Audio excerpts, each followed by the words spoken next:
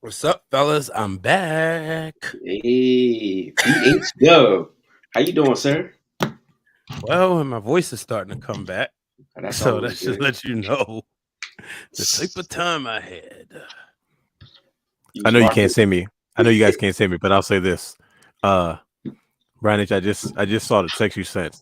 Hey now. Houston, we have a problem.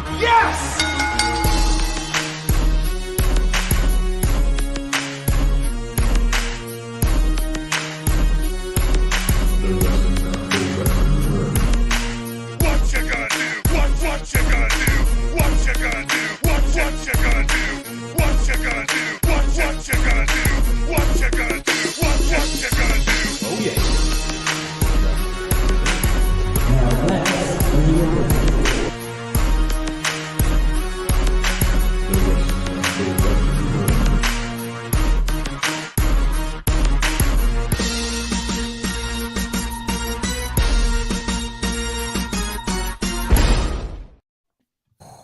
The best 47 seconds of your life. Hello, ladies and gentlemen. Welcome to the Wrestling Now podcast.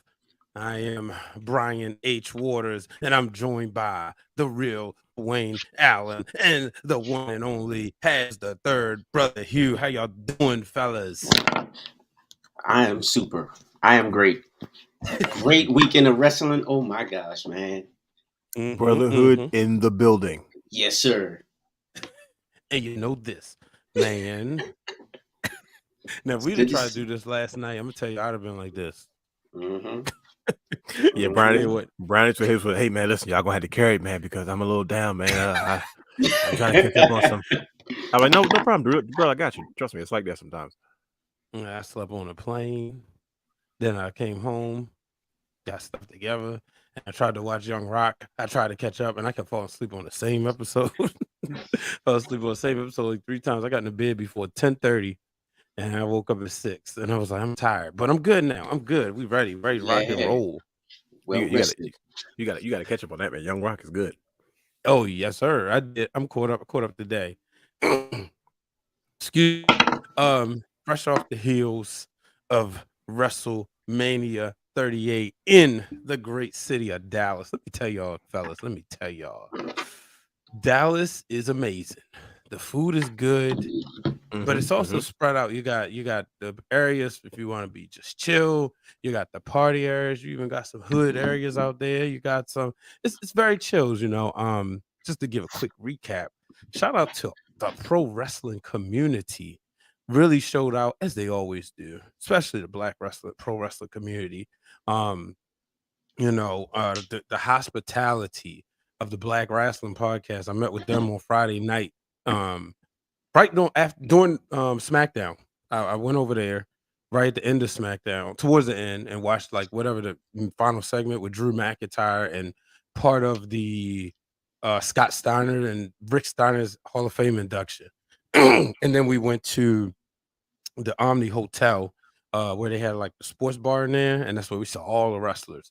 But obviously kicking off the weekend with Wale Mania. Shout out to the real Dwayne Allen for blessing me with the great merch. It's exclusive. Y'all ain't got it yet, but y'all will soon. Exclusive. TRDA brand shirt. Coming soon. Yeah, Spring, summer 2022. Coming soon. Yes, sir. A few weeks ago we had the show where I bought a pair of Jordans, and so I had to rock those with it. And shout out to Carmelo Hayes, yes, the former NXT North American champion. We saw each other at Wally Mania. I was like, "Oh snap, we got the same shoes on." Oh, y'all was twinning. So we had to take a pic. They were definitely twinning. Yeah, and I'm not sure it wasn't pre-planned. Yeah, right. I don't know that man. That's what you tell us, but hey, we weren't there. We don't know Right. who you know. Absolutely. A lot of people at this point, buddy. Yeah, I tell you, Chris Bay, he was the first person to compliment me on the shoes.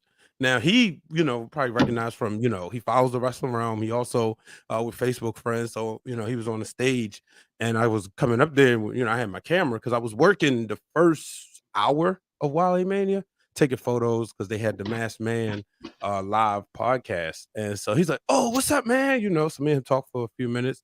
Shout out to the Reverend Ron Hunt. Reverend Ron T. Hunt of the Shane Taylor Promotions. Saw him, and Shane Taylor, of course. And it was just good vibes. Obviously, those wrestling girls was in the building. We pretty much hung out the whole weekend. I think one of the highlights for me, because obviously I could go on and on. I mean, I could do a whole show on the trip, but the kind premium of content, brother. yeah, we might have to create a Patreon. That's what the ways of doing, because people don't want to buy the coffee, so we might have to create a Patreon. But Saturday, so for those who do not know, if y'all don't know by now, if you ain't been following my Twitter and Instagram, and I'm saying it like this because a certain person on this call, on this show, told me to do it this way. I produced the first interview that Cody Rhodes had. I'm sorry. Play the applause button. I'm sorry. Who did it? Who did it? I didn't hear that. Yours truly. Play the Yes, sir. applause button. Is it hooked up?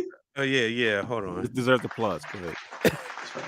Clap We it gotta up. get a Clap it better up. applause sound than that, bro. Hey, I just used. I wasn't expecting. No, that's okay, bro. No, we'll figure it out. We'll get some, because that. But You yeah, deserve a louder applause than that, brother. Yeah. After my brother gave me the swift kicking to the ears, like, look. Can you guys believe that? And I don't, Brian, do I have permission to speak on the situation? Go ahead. Because I want to put your personal business in the street. This a guy was about to. He was really contemplating. I'm not gonna say he was gonna turn it. He was contemplating, like, man, what should I? This is how much he loves wrestling, that he had to figure out whether he was going to produce the hottest segment in the hottest story on the hottest professional wrestler. Mind you, we didn't know in the world. Sure, didn't know. Mm-hmm. We had inklings, but there was no way of knowing. Mm-hmm. You know what I mean? To make a decision about whether he was going to produce that segment, that interview, that first one, regardless, or keep watching wrestling. That's how much he loves wrestling. And well, it all comes down to the order of the show. But I'm a firm believer in the man upstairs, and the show was booked perfectly. Like, you couldn't have booked Saturday night even better at all, right? The father knew. Yeah, and so the realist said, "Man, look, you can watch the rest of it on TV." Because I mean, really, let's be real. It came down to, because I really wanted to see Bianca, because the moment I was able to do that I wanted to do was, excuse me, as soon as Bianca won, FaceTime Ariana, right? That was what I wanted to do. Which I was able to do, just like when the entrance happened. What I do, I FaceTime the realist. Oh, what you was saying, because that sounded like you said something was perfect, and I couldn't understand. I said, I'll wait till we get on the show. I heard that, yeah. I think I was talking about just the presentation of it, the way they did it. Okay. Lights went out, brief pause, and then the camera angle of him coming up from the ceiling. Because in my mind, that's how I always imagined it. I said, well, he's got to come up from the ceiling. I mean, come up from the floor. Excuse me. I said he's got to come up from the floor, and then they did it. It was like, I'm not going to jump into it. We'll get back to that later. But that, when I saw it on TV, I was like, man, they produced that perfectly. Like, the camera angle, the way it looked, he looked really majestic coming up from the smoke from the floor. So that's what I was telling you when you had called. Got you. What I was hoping I didn't do was ruin it. No. And sometimes the timing can be off, because that's happened to us before. Remember? So that happened with Ariana. Yeah. When we were sitting here watching it again today, she said, when I called her, she said, I didn't see the pin. She said, I saw the move, but I didn't see the pin. But then I guess it was maybe some herky jerky, and then it went to, she knew she had won, and she saw the celebration, but she was telling me she didn't see the pin, and I was like, maybe I didn't know if I had called too fast or right on time or what. Yeah, I don't know the exact time frame, but I do remember that when you did call, it was kind of, from what you showed me, I couldn't. Enough had happened. It was no way of me knowing. Like, it's not like you called me as he was coming up from the floor. Got you. Like, his music was blasting, and I saw the fan reaction and your reaction, and I was kind of watching it the same way in real time. You know what I mean? So yeah, that was a moment. But unlike when I got a notification about the Hardys return back to WWE before it happened. 33. I literally left out my house to go to Lombardi's to get me and my mother some food.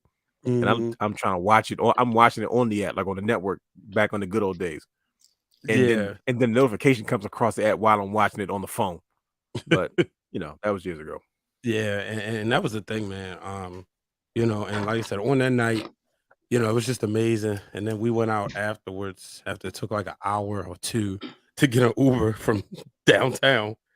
Oh, I can We imagine. Yeah, and then, they was like, "You gotta go to this lot." It was a mess, but once we did that, we went straight to the Omni again, Mhm. and that's where you saw all the boys. Well, not all of them, but, some of the upper mid-carders, a lot of NXT talent just there hanging out, and, The unrecognizable group, they can enjoy their time when they're well, not the as well Usos was known. there, and it was cool to see them with their brother. Oh, okay. Yeah, they were there, Sheamus, Damian Priest, Oh, Matt okay, never Riddle. mind. It was some guys there. Yeah, like I said, Got it. upper mid-carders. Well, Sheamus is the top guy, um Usos are top guys too, technically. Yeah. Oh, definitely. Yeah. And you know, but a lot of it felt like the whole NXT, like what's that? The Mandy Rose and them, they were Okay. there. Mellow Hayes. Mhm. So I'm like coming through, right? And I see my peoples from WWE shake their hand, thank them for, everything. And it was like, man, good stuff. We appreciate the work. Go through, see, my team at the ringer. Oh, everybody, congratulating me, like, man, that sound good. This, that, and the other. Because I was worried about turning the interview around the time and mixing it. Whole time I'm recording because their microphones are together. I'm just praying that it don't bleed through. You know what I mean? Right. So, and thank God it didn't. And so then when we got to when we got to the I got to the back and there was our younger brother, well, the one you ain't met yet, but yeah, our younger brother, Stephen Michael, and and those wrestling girls and my man Justin, they were all sitting together. Tell me why they gave me an ovation. I was like, oh snap. What Wow. did I do? Now where was this again? This was at the Omni. It was Got called it was called Owner's Box, the sports bar. Got it. Yeah. And they gave me an ovation. Like, good job. This, and the other. I was like, yeah. All right, I'm ready to sit down. So give me a drink. Mhm. So that's when I like I said, I'm like trying to get out of the way. I see Mellow Hayes and them playing pool, couple and Zia Lee, or was it was either Zia Lee, they was playing pool. So I was like, all right, let me just sit down on this couch for a second. Y'all play. So that was pretty cool. Just being, kind of in the mix and with the stuff that we was doing, we was, in the mix of superstars the whole weekend. Like, I mean, I said a photo thread is coming. And it's just literally because I just didn't feel like going through posting. But I probably took over like 400 pictures in my phone between my phone and my camera. But yeah, it was a great weekend. Like I said, just seeing the people out there, even seeing shout out to Terry from We Love Wrestling. Shout out to Suzette Victoria from Hit Club Pro, the promoter. Shout out to Lovely. Shout out to IMJ Rose, Seahawk, and all the people who created the Black Wrestling Drawers hashtag. Shout out to Mimi Charles for the article she wrote. Did I say her name right? I might say her name. Oh Lord, you messed She up that woman's name. Right. We finna get she sued. she mentioned us in the she mentioned us in her article. Mimi Charles. I'm sorry. There we go. I am Mimi Charles. Make sure y'all follow her, the wrestling chick. But yeah, she mentioned us in the article because, like I said, when I tell you the culture was out, Hugh saw it at Fight Club, and it was that on Yeah. steroids. Yeah. Like I it bet was it really was. that on steroids. Banks versus Davis podcast in the building. Like I said, I've hung out with Black Wrestling at their Airbnb Friday night. Just sitting back watching wrestling and talking wrestling and whatnot. And that was the cool part. We went to this place, I think 3 times messing around with Krista B at this place called Bag of Bones. It was a chicken spot in Deep Ellum, Texas. It was good. I'm trying to tell you. So Where was it yeah, again? You that said was Deep Allen, Texas? Deep Ellum. Deep Ellum. Okay, got it. Yeah. That's all my former manager Audrey. She took me out and she kind of gave me like, a virtual, not virtual, but like, telling me what parts of Texas was and whatnot. So that was pretty cool. So yeah, overall it was cool. Like I said, Wale Mania was definitely the place to be Thursday night. You saw AEW, WWE, ROH, Impact Talent, all in the same place. A lot of times interacting with each other, and it was no like, that whole stuff that the internet does. It was none Well, of that. You know what I mean? it never is amongst the boys. Exactly. And guess Right. what? Even they was walking around, and it wasn't people being markish either. of course you see somebody, hey, can I grab a pic or whatever? But you ain't have, and when the culture out, we just be chilling, we be vibing. So you see somebody, you Absolutely. just I'm sitting up there having a conversation with Caprice Coleman, like, hey man, good to see you. His man said, man, maybe we should do some quartet on the update. Oh, he taking it back to church. Right. And seeing Swole again. She's like, hey, how you doing? I think the funniest moment of the night, and this is all I'm gonna mention about this guy on this episode for obvious reasons because of developments, but seeing Desmond Xavier, because like I saw him, I walked past and he looked at me, his eyes lit up. He's like, yo, I said, yo, good to see you. Like we just embraced, gave each other a big hug. And he was like, man, it's so good to see you, man. It's been such a long time. I said, yeah, since CZW. And then before that, MCW. And I said, dude, I'm just proud of you. I said, I remember when you just starting out and you was opening the show. After the show, you sat there in the locker room, just watching the rest of the matches, taking it all in. I said, and that showed that you was a student of the game, So it was cool seeing Faye Jackson. And she was like, yo, it's good to see you. It's been a while. Why did you laugh? What are you smirking about? Hey, what are you smirking about, brother? Nothing at all. Okay, bro. now go ahead, Brian. Nothing at all, bro. Mm-hmm. Go ahead, Brian. Go ahead. Yeah. It was, yeah. So, yeah, that was hilarious. Like I said, just seeing everybody. Bianca Belair sent my daughter a video. That was amazing. And she got it. Like I sent it to her. I put in a family group chat, and I knew she was home from school. She's like, "OMG, EST at WWE," and I'm like, mind you, she's texting, and I'm like, "Oh yeah, she's loving this." So, but yeah, it was a great weekend next year. I know I say this all the time, but yeah, next year we will be there. This one was just like I will say, and we'll get into it, but.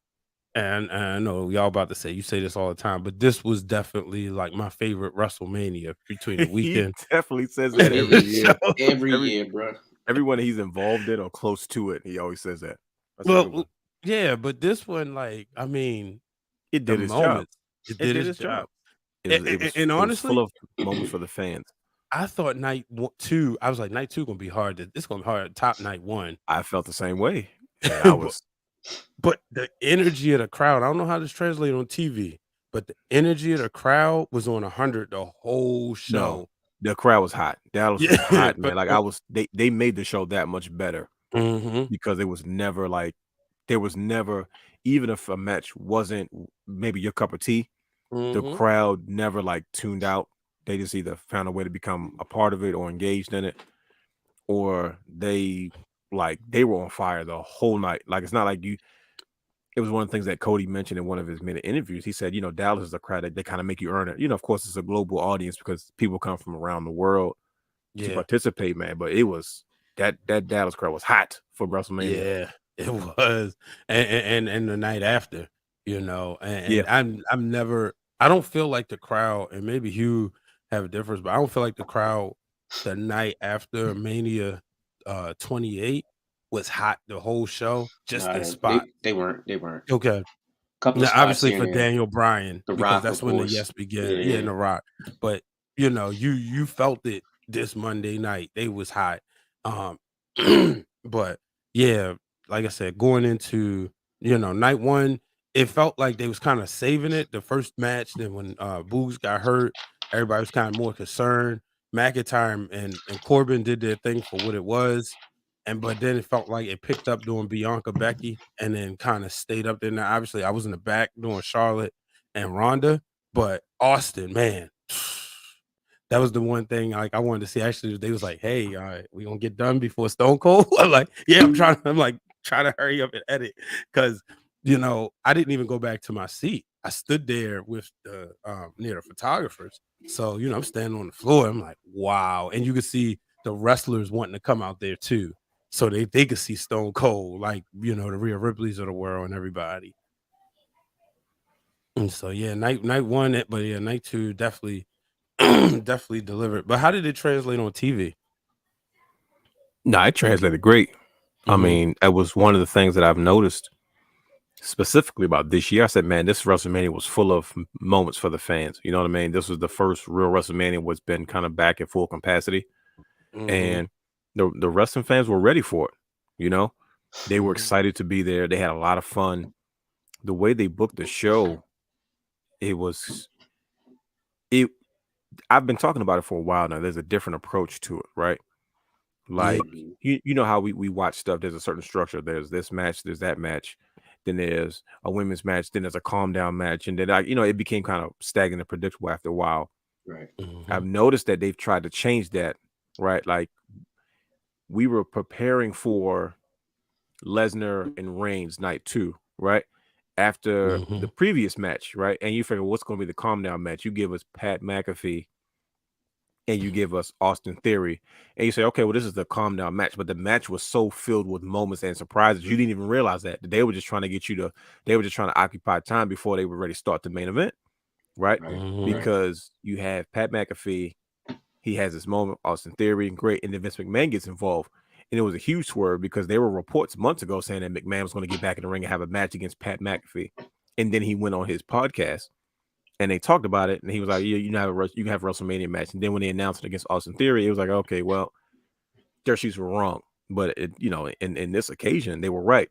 McMahon had plans to get back in the ring, and it was a nice swerve. It wasn't meant to be a 5-star match, but it was almost like an interlude. You know what I mean? We got Pat McAfee and Austin Theory, which was great in itself. It could have stood on its own, and then McMahon gets involved. You're like, wait a minute, they're not about to have a match, are they? And then they have a match. You're like, wait a minute. It was these levels. There were these wrinkles that were going up and up and up, right? You forgot. I forgot there was a main event. That's how engaged I was in what was going on, which is what you want from a fan that's watching from a distance, is watching from television, right? Pat McAfee and Austin Theory. Oh, okay, great, cool. Pat McAfee celebrity match, another one, cool. All of a sudden, Vince McMahon gets in the ring. Wait a minute, Vince gets in the ring and he's legit getting in the ring. He's not faking. He's taking off his shirt. They have a match. Okay, muscles. It's fun to see Vince McMahon in the ring, and of course, there's a story to it. Austin Theory, they cheat his protege. Oh man, you could have hung your hat on that. Austin's music hits, and everybody goes nuts. I'm like, yo, they're taking us up. Nobody thought we were going to see Austin again. Exactly. We get one more Austin McMahon exchange. It's like we're saying goodbye to an era that we all loved, and Austin and McMahon can say goodbye to it on their terms. You know what I mean? Austin was forced out because of injury, but this time he got to go out the way he wanted to go out. We got one last silly exchange from McMahon and Austin with that crazy looking stunner that was just like, it was hilarious. It was everything it needed to be in that moment. That's why it didn't matter how bad it looked. I'm like, man, it's silly. Like, it was absurd, the fact that Stone Cold is still torturing Vince McMahon after all these years. And then the people that Stone Cold celebrated they went home with stunners too. You were like, man, I had such a good time at this moment. Do you like, oh shoot, we still got Roman Brock? And it was like, usually they would have given us a calm down match. You know what I mean? To kind of bring the crowd back down because they were kind of hot previously, and then bring us back up. But it's like, let's keep it going. Exactly. Instead of filling it with like nonstop action in the ring, they found a way to entertain us, and that's what it's about. And what it did, it just gave us another WrestleMania moment, right? It was no drop off when it came to the moment. And I know a lot of pure wrestling fans were disappointed in the work of the ring. But I'm like, but WrestleMania has never really been about the work in the ring. It's always been about this entertainment spectacle. That's what it was built on in the first place. If you watch the WrestleMania, the story of WrestleMania, DVD or whatever you want to call it now, it tells you the whole point was to merge entertainment and what we were doing in the ring and make it this big cultural shift in entertainment.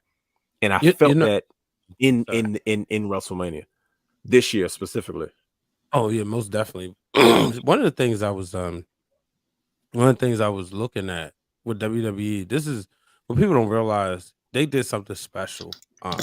We got Undertaker coming out there both nights, Stone Cold on there both nights.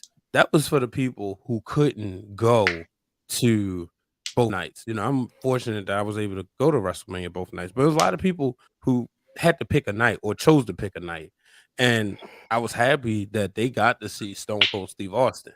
It's nothing like hearing that glass break. And it was a surprise.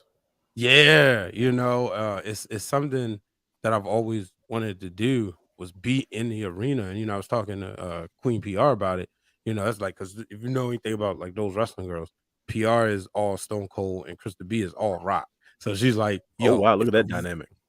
tell me Right. about it. If it's like The Rock comes out on Monday, I'm gonna be so mad because I ain't gonna be there. But you know, to see like when Stone Cold come out, you know, you just see people just lose it, and it's like, yo, this is amazing, you know, and the whole thing with him and Kevin Owens, you know, and I'm sitting there like looking right across and watching this exchange, and you could just see like Kevin Owens is just having the time of his life, you know, the time of his life, and it was definitely um it was WrestleMania worthy. It was a WrestleMania moment, you know. It wouldn't have been the same at 32, you know, because nobody was on that level. Let's be honest, Kevin Owens wasn't even on that level yet. Sure, we liked him, but he wasn't like a top guy yet. He was still climbing the ranks. So Mhm. it all happened, you know, the timing was perfect. No, yeah, I mean that's when you look at it, when you put it that way.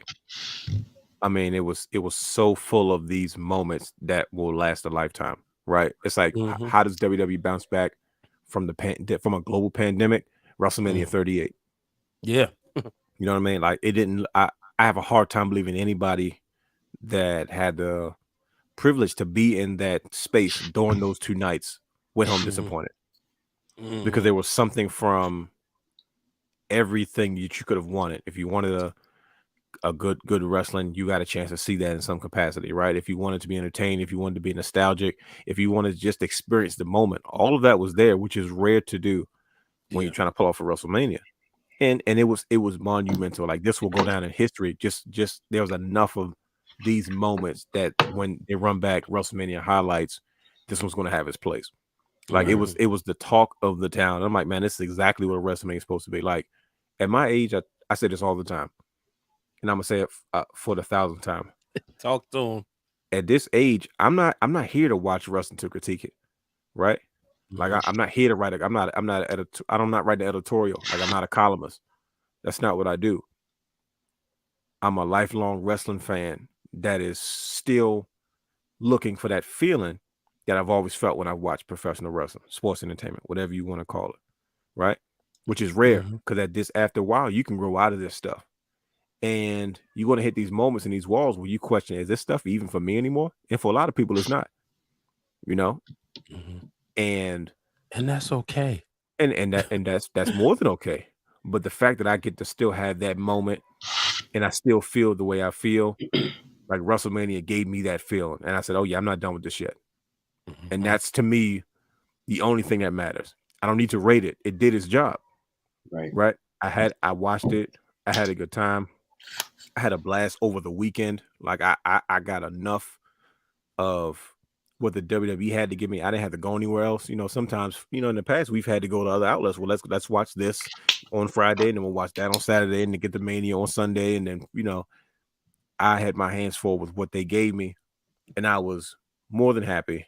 I was more than surprised, and I was like, man, it So was a what you're statement to saying the rest of the is world. you turned 34 the right way. Cause shout out to the real Dwayne Allen who just celebrated his birthday, ladies and gentlemen. Yes, sir. Yes, sir. I did. I couldn't have asked for a better birthday. It's probably one of the best birthdays I've ever had probably in a long, long time. Well, You night know what I 2 mean? is on your birthday next year. It is. That's why I said. Hey. That's why I said. Like when I saw the announcement and they were doing it again, I was like, Mhm. oh yeah, even better. I said it's once again for a second year Mania, uh, lands on my birthday. So it's, as a wrestling fan, you couldn't ask for more. I will say this. The 2-night manias, it's okay.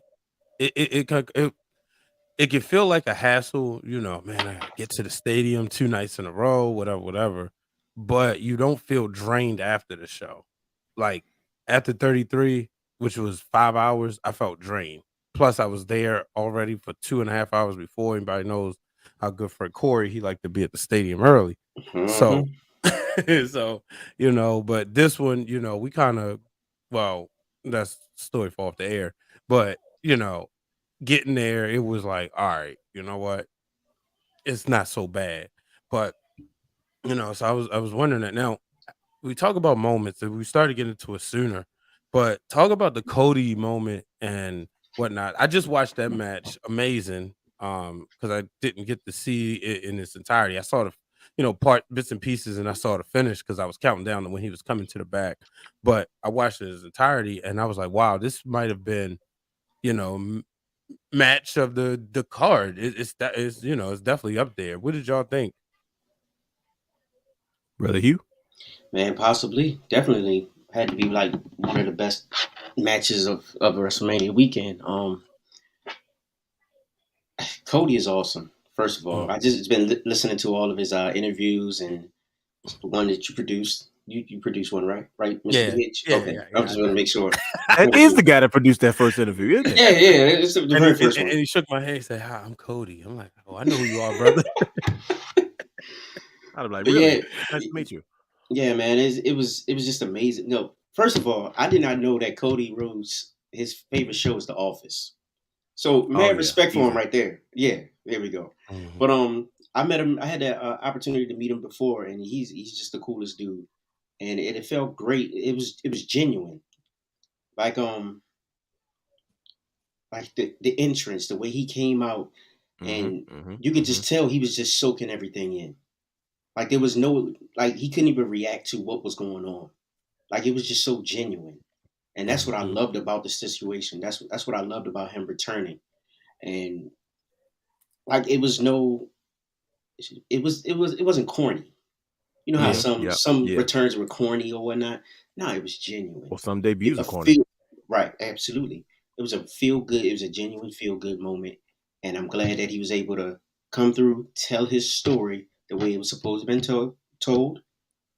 And he handled business against one of the best in the world. Seth Rollins. Let's give him a nod too. Seth Rollins, most people don't give him a lot of credit, but he's definitely one of the best in the world at what he does. Oh yeah, easy. Definitely top guy for sure, man. Cody Rhodes, it was such an emotional weekend for him, right? You just watched him all week and he could barely get himself together. But it's crazy how you take the same guy, same look, same music, right? Same in-ring style. Talk to realness. Talk to realness. And you send him back to a real professional wrestling company, and he's the biggest star in the world overnight. Did you hear what he said? A real professional wrestling company. Because listen to me. I've listened to enough interviews. We're going to get into it at some point. We may need to do a whole nother broadcast on this, but that is true. It's obvious the way things are running over there is not what it needs to be. Because how do you have the same guy, the same character, same look, same presentation on a bigger scale, and all of a sudden you're the biggest star in the world? How? Somebody's not doing something right. Now, I'm not here to speculate who is, and I'm not here to point out who is and who isn't, but at this point, it's all factual evidence.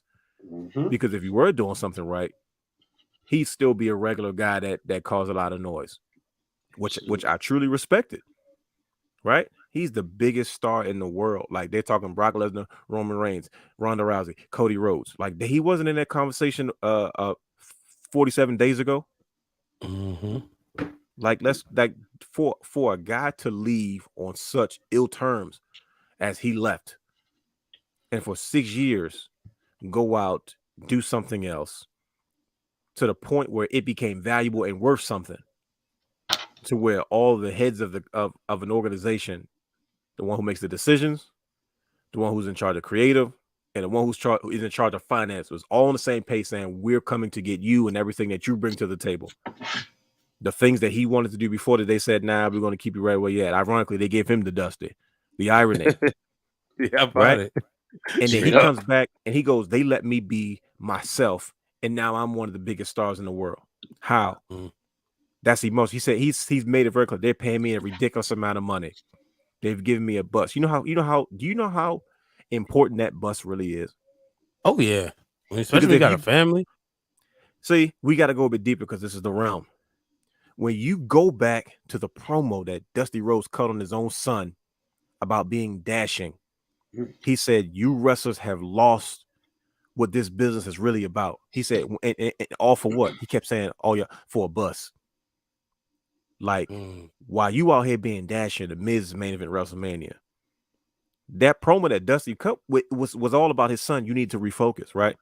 Because everybody knows that you're a top guy. The CM Punks, the Big Shows, the Randy Ortons, the John Cena's, they got those traveling buses where they can, rest and get themselves together for those long trips, and they're not responsible for, their own travel when it comes to these to living this type of lifestyle. Right. And now the one who left 6 years prior on his own terms is being pulled back into the circus, and they're saying, no, you're one of our main attractions. And he's like, that's all I've ever wanted. How do you go to your own company that you helped create and you're not the top attraction?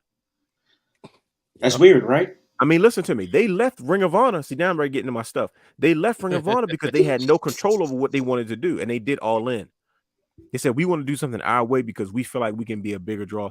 If Ring of Honor believed in themselves with the cards they had in 14 and 15, they could have easily did a 10,000 person arena, because All In did it with less talent. Because if you look at who was on between the rosters of New Japan Pro Wrestling and Ring of Honor in 2014 to 2015, come on now, they were all there. Everybody that made NXT, everybody that's in NXT or Ring of Honor right now, Impact, that's of importance, they were all in Ring of Honor or New Japan under the same roof at one point in time, right? They built the foundation on believing and betting on themselves.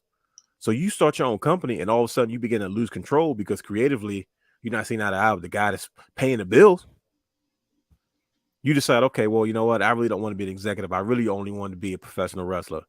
I wanted to live my own legacy while living out my father's legacy, and I believe in myself. And what did he do? It paid off big time, because now he's one of the biggest stars in the world off of one night. It took one night and then a day full of interviews.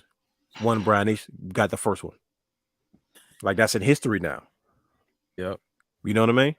Like, that moment by itself will carry that weekend, and like all the way into WrestleMania history. It goes into the vault. And that's one moment. We haven't talked about Triple H landing his boots in the ring. We haven't talked about the exchange between Ronda Rousey and Charlotte. We haven't talked about the matchups between Brock. Like, we're talking about Cody Rhodes in one space. Did you ever think we'd be talking about Cody like in the A's before we really got into Austin? Not in this capacity. Triple H. There's no way in the world. Not in this capacity. Not in this capacity. Not to mention, after Cody Rhodes had that moment, Kevin Owens and Stone Cold Steve Austin had a full-fledged match. Like, come on, man. Like, when your card is climbing like that, it's like, yo, you have a recipe for something great. Whether you like it or not, if you experience that moment where you were, you can go back and critique it all you want now. You know what I mean? Be a Monday morning quarterback. But in that moment, in that space, during that time, come on, man. Those are memories. Those are moments that will last a lifetime. Those are moments that go down in history, and it completely derailed any other momentum that anybody else thought they were going to create that weekend going into WrestleMania. Because most people book around WrestleMania to try to, capitalize on that global wrestling audience, which is a smart business move, right? But I mean, it just, man, we could, like I said, we can end up doing a whole show. Samoa Joe had returned. I mean, but see, that's the whole point, though. You know what I mean? Yep. Like, and that was not a small moment. You know what I mean? And that's not to what Brian they said. That doesn't downplay Samoa Joe's return to Ring of Honor inside of AEW, because Joe was still a big deal. But the fact that it didn't even measure up to what happened was exactly what Paul Heyman made. He said, look, they're not going to be able to compete with what we're about to do. He made that comment maybe a day before Mania happened. Oh, wow. He made that comment like, look, man, I appreciate what they do, but there's no way in the world they're going to be able to, because Tony Khan, I guess, made a comment about something. And Paul Heyman said, man, they're not going to be able to compete with anything we're about to do this weekend. Just wait. And he was absolutely right. And it's like, how can you, you have thrown every weapon out there. You have shown your whole arsenal. You got nothing left in the bag. You got all your major guys and all your needle movers. So if John Cena or Randy Orton themselves don't head over there, you're in trouble. We had the most stupendous WrestleMania. I mean, like you brought Randy Orton, him kicking off night 2. Him and Riddle. Such an unexpected spectacle of greatness. I don't think nobody realized how good that match would be. I didn't think it was. I was not looking forward to it. I was like, "Oh, this is gonna be," and it blew my mind away. I said they did an amazing job with this. Yeah. And I'm like, that's how you start off with WrestleMania, because night one started off slow, and those first 2 matches were slow. Yeah. Usos versus Shinsuke and Rick Drew McIntyre Boogs, versus Corbin. and then Drew McIntyre. Like, I was like, okay, man, you started off kind of slow, but then it exploded, Yeah. with the celebrity stuff with Logan Paul and The Miz and mind you, they had to work on the new ropes. Like, I was sitting there, I've seen them put together ropes before, but I was sitting next to, shout out to the babyface producer, Jonathan Kermer, who produces The Masked Man. He's on my team. I said, oh, you about to see something you ain't never seen before. I said, you about to see them actually put the ropes together, because they had, Drew cut the ropes. I'm like, why would y'all do that early into the show? And knowing you got Rey Mysterio and Dominic coming up next, who that's all they do is bounce off. That's all they do, right?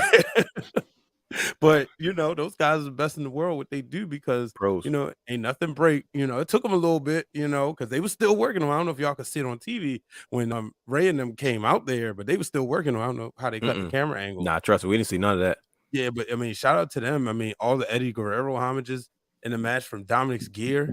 Yeah, Ray almost gave it away during one of the access panels. And he was sitting there and he was like, yeah, we're gonna pay homage. And Dominic's like, don't give it away. Like, don't do that. But I thought, Logan Paul, he's an entertainer. People can say what they want to say about him. He's an entertainer. Did Bad Bunny not raise the bar for celebrities now? Big time. Yeah, and I he think did. and I think people are chasing it. And I think Mhm. Logan Paul, do I think Bad Bunny probably did a better job in the ring? Yeah, most likely. He was a little bit more fluid. Yeah. But Logan Paul is an entertainer. And I'm gonna tell you how serious he took it. When he came out there in wrestling gear, he's living my dream right now. Like, I wanted to be a professional basketball player. I played with Kobe. Me and Kobe both retire, and I get the itch and go to WWE and do exactly what he did. Like, he came out there, he didn't just come out there in some jeans and a t-shirt and just he had the full gear, matching Miz. I'm talking, and he took pictures. I said, man, this guy just gets it. And it's easy to incorporate entertainers. And the best part about it is it doesn't lose the spirit of WrestleMania when you have celebrities that are that involved, right? Yep. Let's take it back to WrestleMania 1. The reason it was so successful is because the entertainers got so involved in what was going on. They were into it. Mr. T just jumped right into it. You know what I mean? He came back for a second one. Cyndi Lauper, she jumped right into it. Muhammad Ali, even as a guest ring enforcer, swinging, trying to get people off the ropes, he got so into it. You know what I mean? Right. Those things. That's why a lot of old school people tell you, like, WrestleMania 1 is their favorite. I mean, of course, that was the one that kicked it off. You know what I mean? But that's the spirit of what WrestleMania is all about. And when you have that, nowadays you have celebrities like Logan Paul that are like really getting in hands on. Like this dude, I've never seen a celebrity get his own wrestling gear made. I said, man, he's figuring it out. Like, he understands, and he didn't look like he was off. Like, of course, he wasn't the greatest wrestler, but he was not shy. I mean, this dude was looking at the hard camera. He was stopping for posing. I said, man, this guy just gets entertainment. Like, that's what you're supposed to do. When you have a limited moveset, that's how you make up for it. You draw heat with the crowd, you pose, you use your facial expressions. That's the graduate level of professional wrestling that Daniel Bryan is always talking about, that Randy Orton is always talking about. There's so many vets like William Regal, they're always talking about, like, man, look, stop flipping and start making faces. Because that's what's going to carry you. And for a celebrity to do that for the very first time on that big of a stage, come on, man. Dude is a pro. Yeah. I was thoroughly impressed. Yeah, man. But how about the ladies? The black women, they shine bright. We had Bianca regaining the Raw, well, not regaining, but gaining the Raw Women's Championship, getting that retribution, which, people have been going back and forth about, it wasn't a plan. WWE just saw it didn't work. They had to do this. Regardless of whatever it was, the story told itself. And, the first two women in the main event, so the moment wasn't too big for either one of them. And then her coming out there with the band, that was amazing. Just a nice touch. We HBCU grads. I don't know how y'all feel about music, but I love marching band music. Yes, sir. I mean, that's part of the experience, man. Like, you can't not go to HBCU and not experience the marching band. Like, that's one of my favorite parts of even being at Morgan State is when they play the Morgan State fight song. That's one of my favorite songs to this day. Yes, sir. You know what I mean? It's like, here it comes. We are the Bears. That's right. That's like, right. That's and it's like, here it comes. They rewind up for it, and it's like, it was kind of symbolic because it celebrates culture. Yep. You know what I mean? And Texas Southern, it was Texas Southern, right? Yep. Yeah. Yeah, Mhm. Texas Southern, had that opportunity to go out there. Like, I mean, imagine those kids getting a chance to perform in front of that large audience. You're talking 78,000 people Yeah. plus. You know what I mean? Right. That's a special moment because it keeps it in character. It celebrates culture. It's not overly like we've seen enough rappers come out. You know what I mean? And and it's like they're expanding how their reach. You know what I mean? Like, it's not just Snoop Dogg coming down with Sasha Banks or your favorite band playing your person out. Like, that was unique. That was something we haven't seen before. But to see that incorporated, man, it means a lot to different audiences. You know what I mean? Think about it. If imagine all those kids, parents watching WrestleMania that probably haven't watched wrestling in years, but guess what? They found out their babies was going to be on WrestleMania playing in the band. That's another 1,000 people watching, right? And then you got you have the university that they're from. That's another 1,000+ people watching. You know what I mean? Yeah. It's like they said 58% up. Whoever has the foresight to make these type of decisions shows me that they're making the adjustment. WWE gets accused of being stuck in their ways because the big bad wolf Vince wants to do it the way he wants to do it, and he doesn't care what the fans think because it's his company and that's how it's going to be done. And what he showed us over WrestleMania weekend was that wasn't the case, because that entire WrestleMania catered to the fans and it wasn't just one segment of the audience. It was all segments. It definitely was. Yeah. Yeah, and just I mean the match was incredible. I'm watching it again today with my daughter, and Yeah, they haven't put on a bad match yet. They haven't. And I was thinking when I was watching it, you deemed her big match Bianca earlier this year or last year, and she proved it, even getting hurt because when Becky came down, she kicked her in the eye. Like, oh my goodness. I thought her lash was crooked, but it come to find out her eye was swollen. I said her eye looks funny. So maybe one of her lashes is coming off her face. Yeah, shoot, wish that was the case. But they finished the match, and I mean, they took the crowd for a ride. Because you sitting there, you thinking, and this is what happens, and this comes with being a black wrestling fan. It's always that, man, I want my person. What if? We know this should happen, but what if? And honestly, as much as sometimes it sucks, it's kind of like you wouldn't trade that feeling in for the world, because it keeps you having that ride, right? You think about Kofi Mania. You think I was just about to say. You even think about when Sasha faced Bailey. You rooting for her. And I felt that way with Daniel Bryan. Yeah, he should have won, but what if he don't? What if Randy Orton retains, or what if Batista wins? But I thought they put on a great match, and then the next night, Sasha and Naomi winning.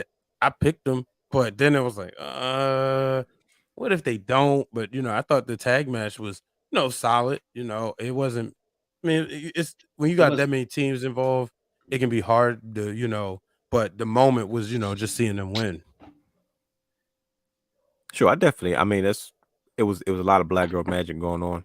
It's a lot of black women in the business right now holding titles across the board, which is good though, because of course, as usual, black women are always the last ones to be elevated. You know what I mean? And it's good to see that pro wrestling as a whole, as a community, are accepting and embracing our black women the way they should be, and as unapologetically themselves. They don't have to convert to something they're not, and there's many different flavors that they give us, that are some more edgier than others, or some less edgier, or there's someone that a lot of us can relate to in some capacity. And to see them in the space that they're getting right now, where they're being highlighted, they're being pushed to the forefront, they're being trusted to represent these companies, you know what I'm saying, as champions, it's an amazing thing to see. And you, as a person of color, I couldn't be more proud. So Sasha got her first win at WrestleMania. Yep, that was the first thing I said. So, oh wow, she actually won at Mania. You could see, the emotion. So of course somebody posted a video like an Undertaker, but they put Sasha's face on it, and they did the streak, and they put 1 and 6. Oh yeah, I saw that. Like, come on, yo. You knew that. You kind of knew it was coming. But yeah, I thought that was phenomenal. But yeah, I want to talk about this Brock and Roman match because um I I remember when the match ended, your brother Hugh text like, was that an audible? And it was like so much going on, at this point, I'm thinking, all right, match gonna be over, gonna get out of here, gotta do this green room, and then whatnot. So I'm still watching the match, but I was like, Mhm. well, okay, yeah, that was how it's all right. Roman wins, but I didn't realize that he got hurt. So y'all think they called an audible? You think they went home early? Yeah, if you was watching it on TV, Mm-hmm. it seemed off. It seemed Okay. like there should have been a little bit, maybe a couple more minutes left in the match. To Got me, Yeah, you. anyway. yeah. No, it definitely jumped. It's like something skipped a little bit. Like it seemed the ending was very abrupt. Right. Mm-hmm. It's And like it's like somebody hit the go home early button. right. It just caught me off guard. And Yep. I do remember seeing like his shoulder. They kept showing it on the replay, of course. Like his shoulder was out of place, and you could just Oh, tell that like he was genuinely hurt. So I was like, all right, so maybe they did call an audible because he's hurt. But was he really supposed to win, or like what was going on? It's a lot of what ifs. But it was definitely an audible. yeah. I think Roman was supposed to win. He had to. Going in, I think it was all set up for him. You listen to Paul Heyman run those numbers. Hmm. Um, it's Vince McMahon was right again. Regardless to what maybe he didn't get the character right the first time, but the tribal chief is clearly winning. The Yep. tribal chief is the needle mover. You know, He's the he's moneymaker. greatness. Yeah, greatness on a different level. Yeah. Um, yeah, and it's been fun to watch though. Like I'm not bored. I know some people can't stand him, but I think it's always Poston, I he, can't stand him. He's a bad guy. yeah, Right. and that's the thing. It's a mixed reaction every time, but he's getting that reaction. You know, and you could just see he's comfortable. I don't know if y'all got a chance to check out WWE Evil. Yeah. Oh I don't know yeah, if we, big time. yeah, He's you in his can bag. tell Hmm. he is in his bag all the Yes, he way. is. I'm surprised now that you brought it up that they actually addressed the realness of it. No pun intended. Hmm. Was they told everybody, look, man, and like I said, I don't know if I got it out in time, but I was like, we need to give Jericho credit where credit is due because maybe two and a half, maybe 3 years ago, Chris Jericho had already said like, yeah, Roman is huge, but Roman could be a lot bigger if they just let that man be himself. Hmm. Mm. And one of the things that I remember hearing, I believe it was Jey Uso mentioned, like, man, it seemed like, as a family they were hurt because, a guy that were, and it's been obvious. You can tell, and even Rikishi kind of mentioned it, like, man, we were hurt as a family because there's someone that's given so much and it's not working. But then Jey Uso turned around and said, man, it just seemed like it was always off because they forced this guy to be something that he wasn't. Right. And Yeah. and now that they let him be himself, you know, the proof is in the pudding. You know what I mean? Hmm. It's like you see the results of what he brings when you just let things kind of naturally flow instead of trying to micromanage a certain character or somebody that's kind of locked into being a company guy, but you're forcing him to be something that he's not. And now Roman has no problem saying, no, listen, I decide what I'm going to do. There's no script for me. I look at it and then I decide, and I'm like, okay, well, hey, you the big dog, for real, Hmm. and you're seeing the fruit of his labor. You're seeing the result of what he has brought to the table. Yes, sir. Yeah. And you can't argue with numbers. You know what I mean? At that point, you could not like a guy. But if he's drawing those numbers on every level, like Paul Heyman ran it down. And I do believe those are factual numbers, but then again, they could be a little fudge because Paul Heyman lies. I But knew it. I knew That it. I is knew a true. part of See? the shot was coming. See? you know what I mean? But the reality is those numbers, even if they were skewed, they can't be that far off. Yeah. You know what I mean? And that's just a testament to who Roman Reigns is and just the development of his character and how far he's come and how important he is to the company structure. So him beating Brock Lesnar, it makes sense. He did seem like the ending was abrupt, like Brother Hugh said, man, definitely caught you off guard. But somebody mentioned that you can see Brock Lesnar kind of pinching the back of Roman's neck, checking on him, Yeah. making sure, Yeah. making sure his faculties were still responding, like his fingertips and stuff like that. And Mhm. it was kind of obvious, like we don't know what happened exactly, but something probably happened. And Reigns is the kind of guy where he has what I call bulletproof booking at this point. Because Yeah. Reigns doesn't have to wrestle for the next month, and it won't be this feeling of, oh, we got to get the belt off of him because he can't perform for the next month. Right. Man, he can show up. He got his goons. He got his mouthpiece and Paul Heyman. He's that good. Well, you'll wait for him to heal up. Like, there's no rush for him to be involved in it. He could be booked for an Elimination Chamber match next week, and on the day of, he'll come out and say, yeah, I'm not participating in the match. Somebody else is going to be in the match. I'm going to watch. And it would piss everybody off, but that's what that character naturally does. So you can work around these types of things. Sometimes you get booked into a corner when your character's only has but so much depth. Yeah. But a bad guy like Reigns is taking things to almost John Cena levels at this point. You know what I mean? It's one thing to be the guy, but his merch is moved when you pay the bills. Yeah. Right. Now that's what Brock Lesnar made it very clear. He said, man, it's about putting butts in the seats. Y'all want to see these wrist locks and stuff. That's not what this is about. That's not what this business was built on. The foundation of this business was about making money. Yep. If you hear the original stories of professional wrestling, it was originally a theatric wrestling match because they realized we can kind of book this so we all make money rather than let's see who's the best of the best. And people sit there for 4 and 6 hours doing different holds. Right. That's the foundation of professional wrestling anyway. So there's an alternative audience out there that's not the biggest fans of sports entertainment, which honestly is okay. Like that's fine, right? But that's not the only form of wrestling out there. And there's this unofficial civil war amongst wrestling fans of versus who likes what versus do I care more about entertaining or do I care more about the action inside the ring? You know what's funny? I seen a lot of them at Wale Mania. And the ones that come off on the internet web as the real wrestling fan. And a lot of them was at WrestleMania. And that's the whole point, though, because guess what? You're going to pay your money to go critique the product. Let's be real. You're going there for a good time. Yep. At the end of the day, it's not that serious. If you open up to drive and drink, it shouldn't be that serious to you. Unless you're being paid for your opinion. Then, hey, by all means, if you're a columnist, if that's what people pay for you to do, by all means, do your job. But I'm a wrestling fan. Nobody pays me to decide whether this is a good WrestleMania or not. I don't think I care about whether I liked it or not. I could care less what anybody else thinks. Yep. And as a fan at this age, that's all I can ask for. Like my expectations are really low. Like I'm grown. Like, you feel me? Right, I got real stuff I'm responsible for. Like, you think I'm worried about whether the show should have been this? I'm not concerned with that. Did I enjoy it or not? Did I have fun? Entertained? Right. And that's all it's about. Yeah, man. I definitely want to give a shout out to the crews at WWE for all the stuff that they did this week. The people, the unsung heroes. I ain't gonna drop no names, but it's so much work that goes into WrestleMania, and you can see like just the whether it's booking talent, setting up access, setting up or contacting the people to set up the banners outside of Texas State, outside Cowboy Stadium or throughout Dallas.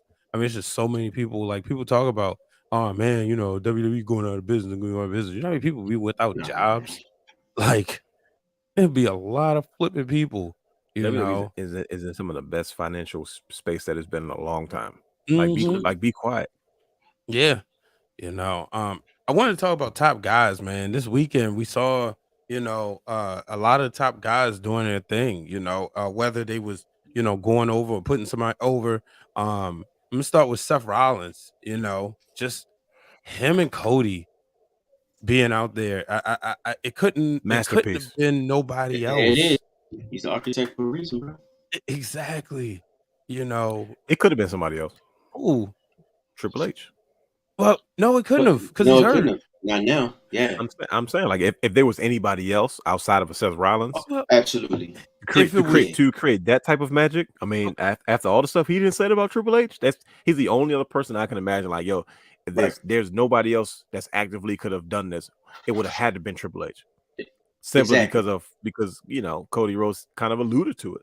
All the stuff he said, he admired Triple H. Like, he adored Triple H. His favorite wrestler. Of course, that was the funniest part. But that's like, that's my favorite wrestler. He said that before, though. He's mentioned it before because people try to make a big thing about him. He's like, yo, I idolize him so much, and it's deeper than that because that man idolized his relationship with his father. Yep, he shared moments with his father that he didn't get a chance to have. So there's like sibling jealousy that's there naturally. Mhm. You know what I mean? And I'm like, man, if anybody else could, but outside of a Triple H, clearly he's retired now. It's not possible because Cody alluded to. He said there's only the one person I can imagine doing this with, but obviously that's not a thing now Yeah. because of per the circumstance. Yeah, but that's what I mean. No, But yeah, I mean we talked about before when Cody Rhodes showed up in AEW, Mhm. and we talked about him breaking the throne. We talk about how there's been a lot of forgettable Cody Rhodes moments, and there's been a lot of forgettable Cody Rhodes match. Like we say, what's the one match? Everybody has that one match that makes your favorite wrestler a favorite wrestler. Like I can ask you right now, what was the match that made you a Kane fan? I promise you, he could tell me. Mhm. I can ask him right now, brother. What's the Dolph Ziggler match that made you a Dolph Ziggler fan? He could tell me right now, right? Because he's had memorable moments to make him say, "Oh, nah, this is why I was a fan of this guy." We struggled to find that with Cody Rhodes For a long right? time. That Until is true. he showed up in AEW and had a knockout, drag out battle with his brother, and we were like, "That's his best match I've ever seen him have." I blame Right? him not having knee pads. That's what it is. That's what it was. Listen, I'm with you, brother, because I was not a fan of his either. When I tried, like, dude, stop trying to be old school. Put some knee pads on. Try and draw heat. Out there with naked knees. Right. And the crazy part he is was skinny too. Like he wasn't even Right. jacked. The crazy part is he had an incredible match with Rey Mysterio at WrestleMania 27. Probably, honestly, like one of the few match that and the CM Punk match Nobody with Randy remembers Orton. because That was the only match I was like really enjoy. But they were memorable. yeah, bingo. And remember when him and Kenny Omega was supposed to have this epic match and it was supposed to be great because we gonna finally get it. That joint I fell asleep on. I forgot they wrestled. Yeah, I remember. It was like the WrestleMania weekend when they was in New Orleans, I think. I fell asleep on that match. But yeah, like you said, when he fought his brother, that was the one thing that we said that defined Cody Rhodes. I said that match right there is what we'll remember him by. That match is erased now. That's how good Seth Rollins, Cody Rhodes at WrestleMania in that moment was. Yeah. That match is officially number 2. Number 3 will always be him versus Wardlow. I knew he was going to say that. I'm telling you, man. To this day, that's one of the best. I love cage matches. Like, if you don't know me by now, cage match is one of my favorite. Like, if you do it the right way, it's one of my favorite matches. And that one was like, that was so unexpectedly good. He just recently had a match with Sammy Guevara, a ladder match, which was good in his own right. But I was like, I'm not a fan of Sammy Guevara. Like, to me, you got to have a good dance partner to make me involved, right? Okay. And that's my biggest issue with AEW. Like, and even he said, he's like, there's nobody else here I wanted to wrestle. Like, the matchups ran out. You know what? I thought about you in this moment, right? And this is, I really like, it's very, I ain't gonna say it's very rare, but it's like when something happens, I can go back and tell you exactly what I thought about. So when the moment David Shoemaker said, Cody, does that interview that last promo sounds a lot different now, don't it? And he said, yeah. And I thought about the realness saying that. Like, yo, go back and watch that promo. He's telling us something. See? And And I remember. Go ahead. No, go ahead. No, go ahead. I was about to say, and it was like, the writing was on the wall. Like we were already putting it together. So when you go back, you listen to the interviews, especially the one you did, after a while, stuff isn't surprised. It only confirms that, man, you know what? We know what we're talking about. Not because we're so special. This is the one time I won't give our wrestling intellect. The man was telling us a while ago. He was dropping hints. He was making comments. And when you start putting those pieces together, you're like, okay, so he's pretty much confirming what we've always thought based off what we saw. Yep. With the comments that other people have made. I'm like, he's saying the same thing as somebody else that done. He was saying the same thing that Jim Ross was saying. Right? He was saying the same thing that Moxley was saying. Like that you don't know if it's true or not until it's actually confirmed, but that brother confirmed it. But the moment that match he had with Seth Rollins will go down in history as one of the greatest of all time. Like it just like that's going to be a WrestleMania match that's going to be recapped over and over again. You talking about guys that have not wrestled each other since that dark match.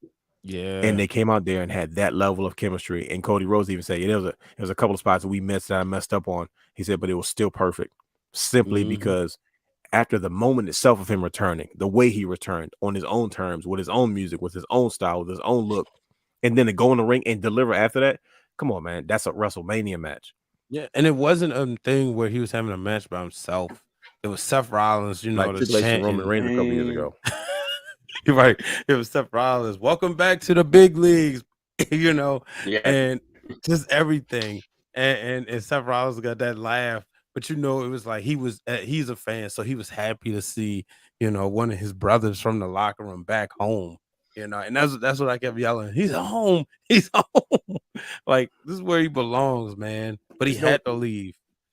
It's nowhere in the world you do the same thing in a different company. You the biggest star in the world. Somebody's not doing something right. Yeah, especially when you upgrade. He jumped into the WWE circus with the same look, the same music, the same style, and he's one of the biggest. They paid him. They gave him all the amenities. He's a top guy now. It's not broken. It's not broken, It's and not. now It's not. it's coming because he wants a nice piece of leather. He said it. He said it's not broken. That's what we're buying. I was like, man, that's how you know you've earned McMahon's respect. Yep. And Brian, you mentioned this, off the air a day ago. Like we mentioned, like, man, do you think Vince McMahon cares about when a superstar wants to leave and make himself a bigger star?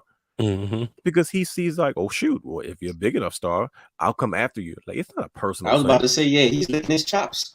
He has notoriously done that. Like, I was just watching. I'm watching 25 years of Triple H. By the way, you guys didn't ask me what I was watching today. I'm watching the Triple H 25 years of Triple H matches. As I say what I'm. No, it's okay. As I can say what I'm saying, I was watching Ric Flair talking. Ric Flair's Evil WWE Evil episode, and of course they always go back to that clip, of Ric Flair talking about why he left, and he's like, Vince Cater, look, man, we got to transition. I want to go young, So if you want to go back and if you want to, I got to boot you to the bottom half of the card, or you can go back and get paid. Like, go get some money, and then we'll figure it out after that. He's like, all right, well, I'll go back. It was the respect thing. You know what I mean?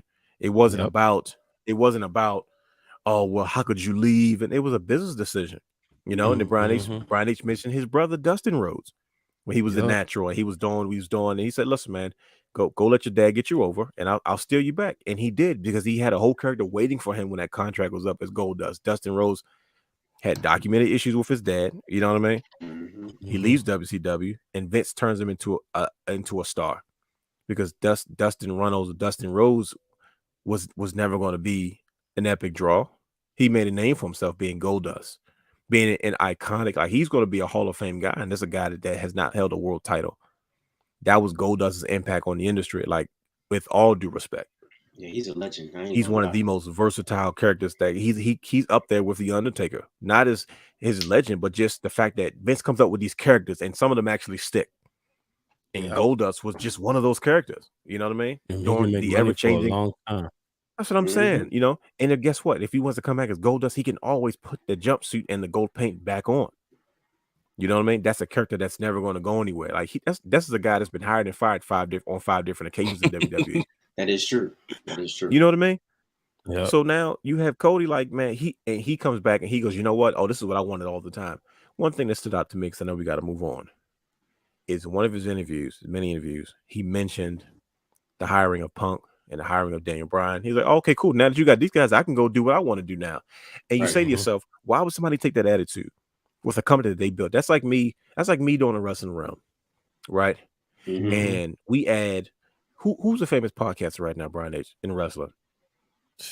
I don't know. I can't think straight right now. I don't know. Let's just say that.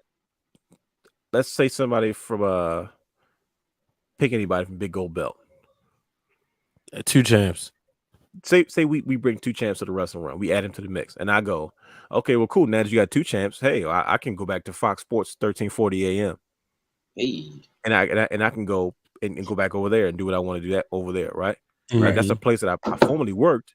I left, created something of my own, but I'm leaving my own creation. Something's not right in the Kool-Aid. Exactly. You know what I mean?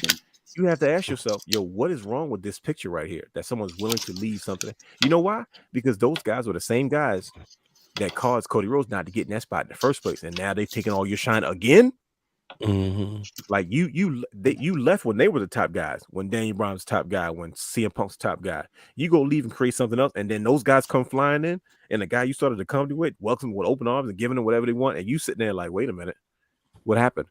You already losing creative control. You already booked yourself into a situation where you can't be a top star. And guess what? What we didn't know is, in the bottom of his heart, he just wanted to be the best professional wrestler in the world. We didn't know that. Because he was going around telling everybody he wanted to be an executive, but that wasn't even true. So, yeah, I'll never do this again. I just want to be a wrestler. We're like, I had no idea. You started a whole company. Right. Could have fooled me, brother. Right.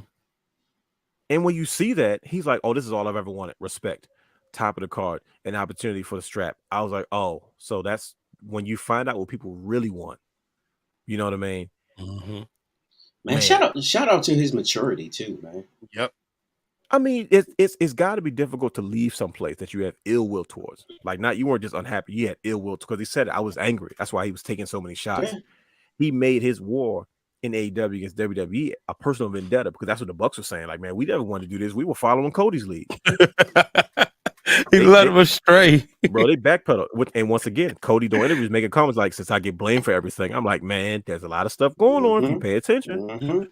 You know what I mean? Read between the lines, people. Read between the lines. He was an angry guy, and now, like you said, sweet vindication because he comes back on his own terms. Vince McMahon said, "I'm paying for what you created. I believe in what you're doing," and he's like, "Oh yeah, forget all the executive stuff and starting the company. I don't care about it anymore. This is what I've always wanted, and I'm finally in that spot because guess what? Them same guys that came over, that took away his shine the second time, Daniel Bryan, CM Punk, he's bigger than both of them right now."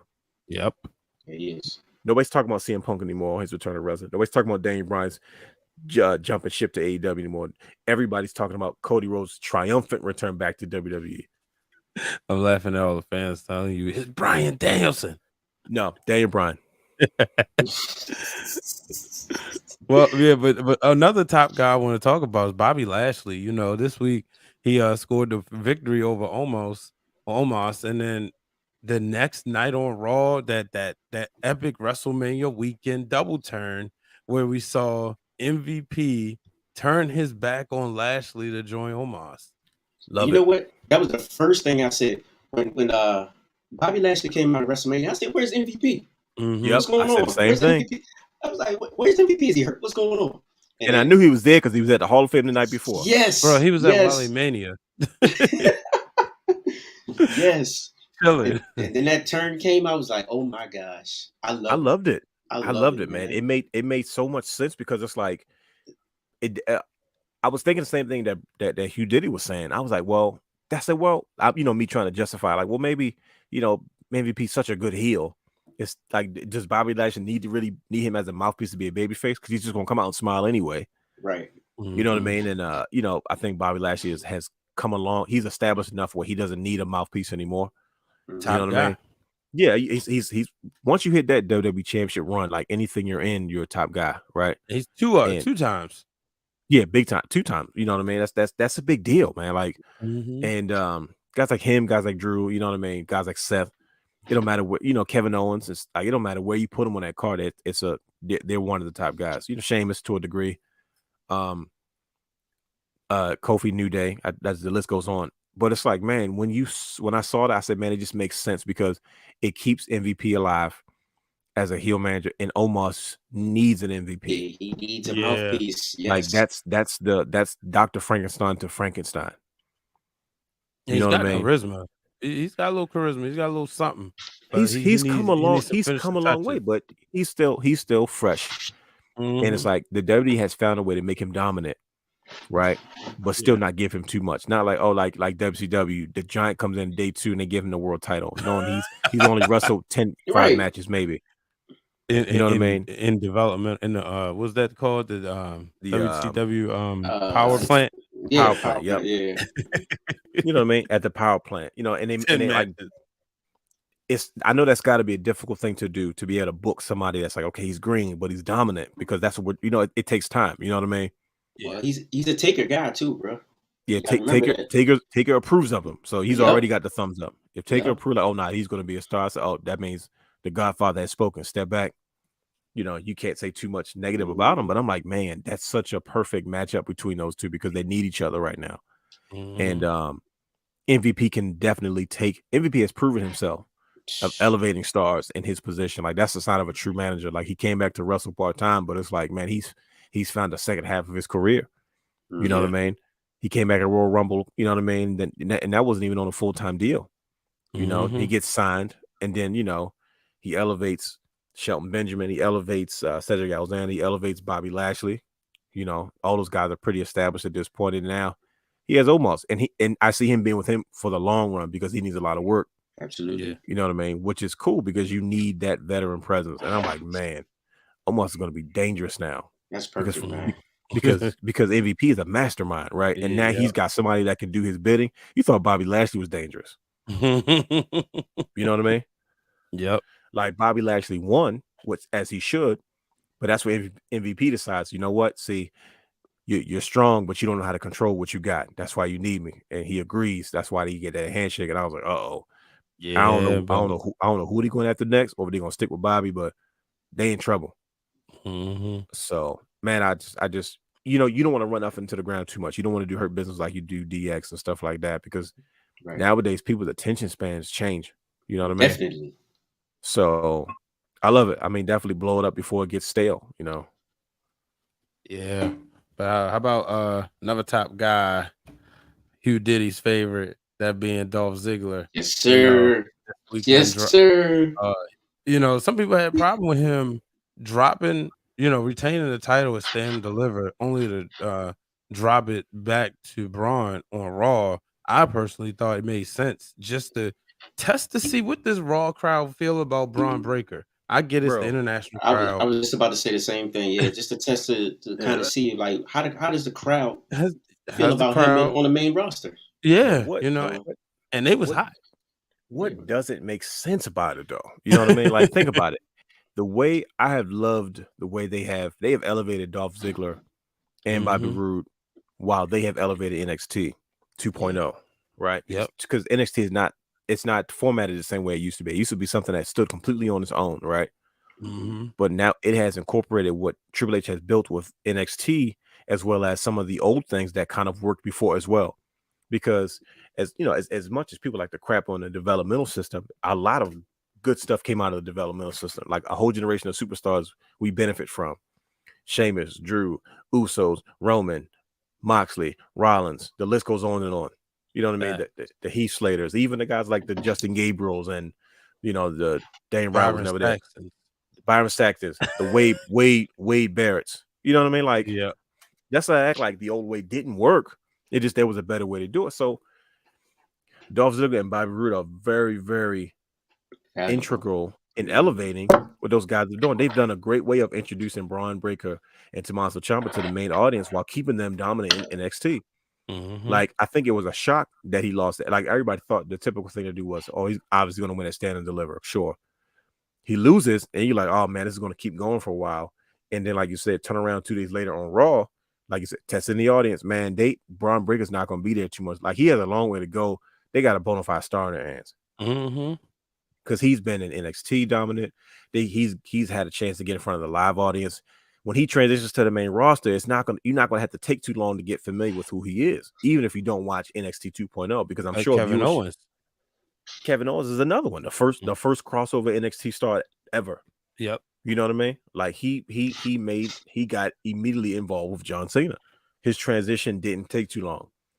And when you have that, man, I've heard not one negative thing about anytime Jim Cornette likes you, he doesn't like anybody. He sure don't. He said he was talking about, he was describing Breaker like, oh yeah, he has all these attributes and things that I haven't seen anybody else since The Rock. I said, whoa.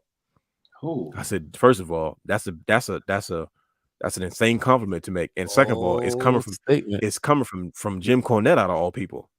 Yep. I expect Vince to say something like that. Like he thinks Austin Theory is the next John Cena or Randy Orton. Yeah, I expect Vince to say that because he's always looking for the next guy. But James E, he doesn't like anybody. You know what I mean? So I mean, I think Dolph Ziggler has had a career revitalization. Yeah, you know what I mean? He's just as good as he is now as he was before. I put the question mark. And Hugh Diddy was ready to jump through the phone. Yeah, yes, bro. Because he definitely want to know why you ain't put the question mark next to Dolph Ziggler. That right, man. Don't disrespect that man. Come on now. But yeah. I have enjoyed this run. Like I didn't think I was gonna adapt to 2.0 as much as I have, but I'm like, man, they just figured out a way to keep me entertained. Like they'll show up on Monday, have a tag match, and then it'll spill over to Tuesday. And I'm like, man, I'm really watching this stuff now because they got me hooked enough to say, let me go see what's going on because I know Dolph Ziggler's going to deliver. Right, yeah, I know Bobby Roode, and they're performing as themselves. They're the Dirty Dogs on Raw and SmackDown, wherever they at. But then they go down there, they're still Bobby Roode glorious. They're still, the good one, the show stealer, good music, right? Yeah, and that's exactly what it is. And I get a kick, like just that promo by itself. Like, come on, when the last time they put they put a stick in Dolph Ziggler's hand for him to make those type of promos. Like he's showing his worth. Like, and you talking about guys that are 42 and 44 years old. Come on, man. Good stuff. Top guys. Yeah. No Now, offense the to last FTR. one, I gotta ask y'all this: what happened with Edge and AJ Styles? It was not the match I expected. No, it definitely wasn't. I was expecting such a I didn't hear too many complaints about it. I was like, oh, they're gonna trash. People are probably gonna trash this match. I didn't hear too many complaints about it. But it was not the match I was expecting. AJ Styles, I don't think he's really delivered at Mania yet. Like he hasn't had his moment. I'm like, oh nah, he had a shut. Like all his Mania matches have been very forgettable. And that's my guy. Except the Boneyard match. Except the Boneyard match with Taker. That's the one that's probably going to be the most talked about. But like, he's been there with Jericho and Orton, and I'm like, man, he's just. And then now, Edge. They told a different story. It was very slow and methodical and painful. And I was like, man, I wasn't expecting that from these guys. But it was like, I don't think the match was bad. It's just what I wasn't expecting. I'm like, y'all could have given us a little bit more than that, but they wanted to go in a different direction. They wanted to go something. It was very similar to Ronda and Charlotte's match. Okay. Like they were trying to kill each other. And they were trying to show that, look, they're trying to kill each other. And I get it. It's supposed to be Edge, a new character. Yeah. You know, I love the new character. told people. Yeah, I like it. It's different. I don't think I think it was his gear that messed me up. I say, like, don't make it look. If his gear was a little bit more like menacing looking, I'm like, bro, you got like purple drips and stuff on you. I don't know. Look at it. If you notice the detail on the gear, there were hands on his gear. Okay, and the first thing I noticed was, and even to the logo on the side, it kind of looked like the Undertaker's logo. Okay. So it could have been like paying homage to the Undertaker, even to his entrance. That's what I was kind of the purple. Yep. Okay. And all I remember is my bad. All I remember is his I think it was WrestleMania 29. Is that when he wrestled CM Punk? I think it was 29. Yeah, he wrestled CM Punk, and remember his entrance when he came out? They had the hands kind of like coming out the smoke. That's the first thing that jumped into my mind. I was like, yeah, he's paying homage to the Undertaker. And then AJ Styles comes out with the white one, and I'm like, all right, so this is good versus evil again. This is Taker Michaels. Yeah, I said 2 originally, but it's the first one. Yeah, definitely. Right. It was definitely that good versus evil. I mean, I definitely got that. I think it caught a lot of people by surprise. I was just like, oof. Like I was watching. I didn't have a problem with it. I was just shocked. Like they're gonna kill each other in there. Like it was heavy hitting.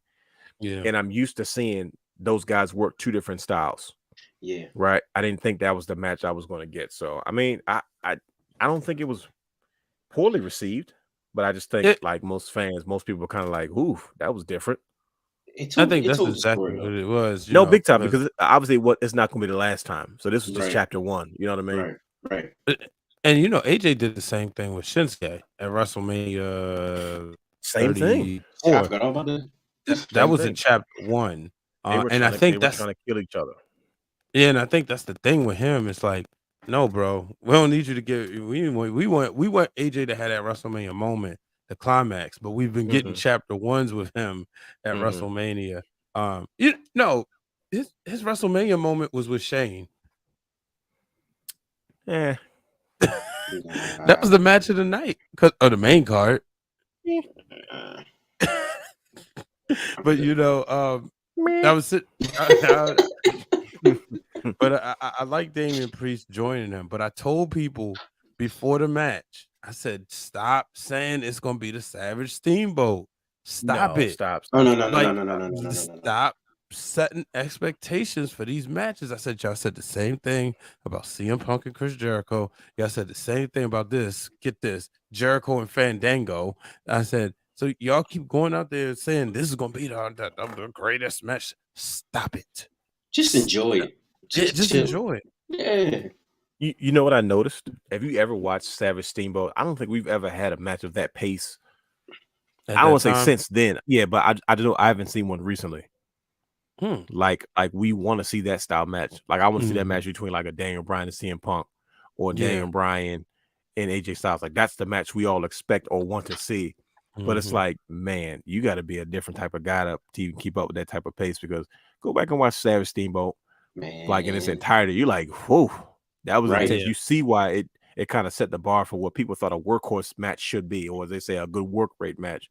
Yeah. And like I said, when you can put on that type of performance at a That's WrestleMania, Now, if you would have gave us that Daniel Bryan's AJ Styles Intercontinental Championship match on Raw before Backlash 2020, man, that would have been incredible. That made Edge and Randy Orton step their game up, which I thought they had an incredible match.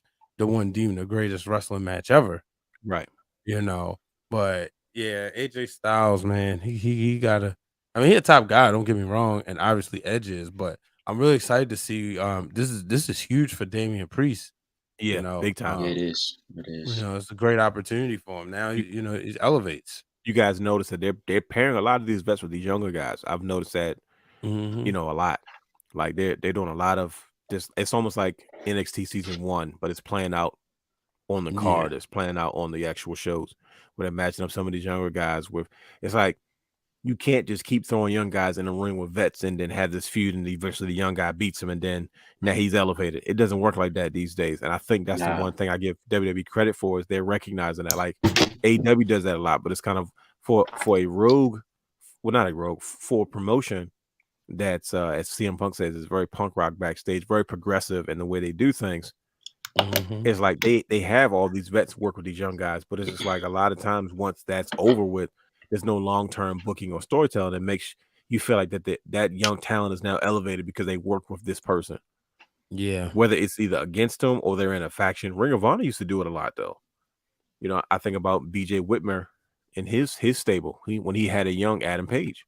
You know, he had a young Kobe Carino. He had a young Whoa. he had a Mhm. young Punishment Martinez. You know Yeah. what I mean? And I love all the references to No. Punishment. I said, oh yeah, that they're giving. He's going back to that gimmick because that was sort of his gimmick in Ring of Honor when he first debuted. When I Mhm. first saw it, I said, here we go, another devil guy, look like Tess with long leather pants.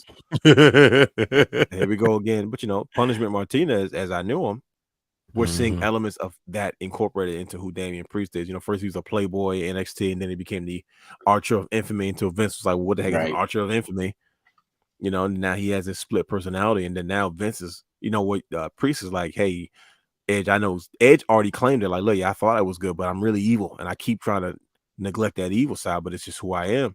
And Mhm. Priest is a character that his whole character was built off that same principle. Yep. So it only makes sense. What it does is this is when you know they're doing their job because they're making a 34-year-old man go, man, I wonder who else is kind of teetering like that on the roster that they could probably recruit because there's, of course the rumors are saying like, oh, it's going to be a faction, there's going to be more people involved. And it's like, man, I wonder who else is kind of in between. You know what I You know, mean? people looking at Rhea Ripley. I was about to say that's the first one. Yeah. Oh, that's scary. You know, Right. last week Right. on Raw, you know, she disappeared Yeah. and then she walked out and then said, "Oh, I got us a tag title match." That's the perfect setup. You don't take the belts off Sasha and Naomi right now. It's a No. perfect setup. You know, during the match, boom, she leave Liv Morgan hanging. That's going to get her instant heat because Liv Morgan is lovable. Yeah. Man. Edge is writing stuff off his bucket list before he has to really retire for real. Mm-hmm. And I That's couldn't all be it more is. happy for him. Y'all don't like Yeah. Edge? Huh? Nothing. I said, no, I said, that's all it is for real. But before we get out of here, he finally here, and his name is Veer. Yeah. I hold time out. I know we're not ending this show talking about beer. Hey man, that's a big story, man. I thought that man was lost. I was concerned. We need to talk about the triumphant return of Stone Cold Steve Austin. We really didn't get into it. We tapped on it, but We did. goodness gracious, we can't. I'm glad Veer showed up. Don't get me wrong, but come on, man. We're just as bad as WWE with all those promos for 6 months, and then he just shows up and beats up the Mysterios and stuff like that, and be like, yo, we ain't gonna finish. We got to finish your show with Austin KO. Wait, well, there you go. That's what we had to say about Veer. You happy he showed up? We're gonna give him as much energy as they gave us when he showed up. Oh man, but yeah, Austin's return, man. Stone Cold Steve Austin. Let's talk about him this weekend because he was advertised for Saturday to be on the Kevin Owens show. Turn into a full-fledged match. You know, one thing I remember watching, and I said, okay, depending on how Austin comes down to the ring will determine the level of seriousness of the quote unquote match they're gonna have. Yeah. Mm-hmm. He comes out in the ring, fresh Austin 316 shirt, old school tight jean shorts, and his knee braces on with his wrist tape, and he looked pretty jacked. I said, "Uh-oh, he's at least going to get physical." I looked at my boy. I said, "He got his knee braces on. He got his knee braces on." So then you say to yourself, because I was waiting to see if he's going to come out with trunks and a vest on. I say, okay, he's going to get active if I see him come out here with this trunk and vest on. So I'm waiting. He gets in the ring, they talk a little bit, and Kevin Owens goes, "Oh yeah, let's check this out. I didn't come out here. I figured he was gonna get a couple of punches in the face and a stunner." They ring the bell, and I'm like, "Well, how do you make this look like it makes sense?" Like Bret Hart and Vince McMahon tried to do it a couple of years ago, right? Yeah. And they were trying to get Bret Hart to at least put the gear on, like put your gear on and just throw your t-shirt over your gear. And Vince and Bret was just against it because he's like, "Well, I don't want to wear old stuff and I look different in it, and I want them to remember me the way it was, in my prime." So, Bret Hart walked around there with jeans shorts and a backwards hat for like, a month and a half beefing with Vince. And they had their moment, which was very special. But you know what I mean? In my mind, as a Bret Hart fan, I just kind of wanted more for it to end that way, right? Yep. Because Bret Hart was kind of retired. And I thought it was a good gesture for him to have a small United States title run the last minute and kind of have a match without him having to take any bumps because, concussion stuff like that. So you see Austin come out and they ring the bell and they say it's no hold bar. I said, "Oh, here we go. They're about to put on a show." Mm-hmm. And just a masterful skill set of Kevin Owens. Never once did I ever feel like what he did was over the top or exaggerated. He looked like he made Stone Cold Steve Austin look like Steve Austin again after 19 years. And that is no small feat. They gave this man 15 minutes almost. Like that was a full like it was a full match. Like I expected what happened on night 2 to be the kind of the extent of his involvement. Exactly. Come out, stun people, have a couple of Steve Weisers, broken skull IPAs all over the place, and call it a night. But they had a full match. They went in the audience. They went out of the audience. I mean, they were flipping. They were going up and down, and they told a full story. And I said, "Yo, that was a great match." Like that's one of the best no holds barred matches I've seen, and it looked legitimate. And it looked like Owens was trying to do too much, and he made Stone Cold Steve Austin look like he went back 19 years because the setting was right, the occasion was right. It just made sense, and I couldn't believe how well they worked together. I said Kevin Owens is going to cry when he gets in that back because he did something so special for he allowed Stone Cold Steve Austin to end his career in the same place that he started in Dallas on his own terms, like that level of closure. And then they performed, like they closed the show. Right. That was the main event of the show. They didn't want to advertise that which is smart because you don't want it to be a letdown just in case it doesn't come off the right way. But that closed the show. That's a big deal in front of 77,000+ people. I mean, it was all the subtle things like Owens trying to run away. Owens tried to run away on the ATV, the 4-wheeler, on the quad. He couldn't even get it started. And then Austin throws him on and then drives him up the ramp. He looks so scared for his life. The suplexes, the punches, the slams, and then of course the eventual stunner. I was like, man, I couldn't be more happy for a guy like Stone Cold Steve Austin to end his career the way he wanted to. And I mean, we all know the documented history of Kevin Owens and his love affair and infatuation with Stone Cold Steve Austin. I remember all of us being at Duburn's Arena when Ring of Honor, we kept saying, man, Kevin Owens is like the Stone Cold Steve Austin Ring of Honor right now. Straight up. Yep. He's kind of off collar. Like Ring of Honor, the champion at the time was Davey Richards. Davey Richards, right, yeah. And he was kind of straight cut wrestler, just phenomenal in the ring. Like there's not too many people that could touch Davey Richards in that square circle. Like I'm saying that on like as a fact, right? And then here you have Owens that did not look the part. His attitude was different, his language was different, and he is beefing with an authority figure. We're like, man, this guy gives off Stone Cold vibes, and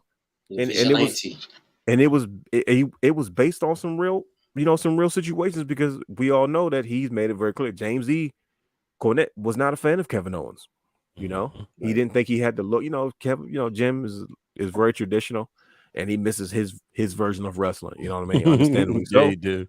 He miss it bad too. So Kevin Owens made it clear you're never going to be a big star. Look at you, and he always gave us Stone Cold vibes, and then even eventually getting to use the Stone Cold Stunner, right? Mm-hmm. Or the Stunner. We got permission to use it, and we're like, man, this guy will never be Stone Cold, but he looks like somebody who's obsessed with Stone Cold, the same way Cody Rhodes is obsessed with Triple H.